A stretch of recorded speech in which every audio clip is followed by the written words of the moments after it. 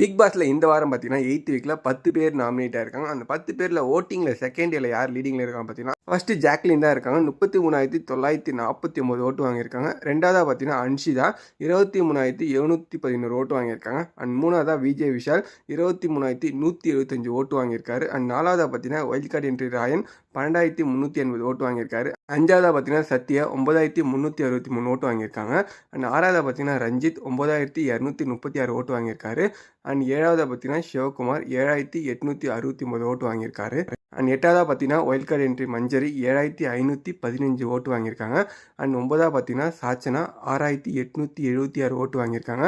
And last பிளேஸில் 10வது இடத்துல ஆனந்தி 6,344 ஓட்டு வாங்கியிருக்காங்க.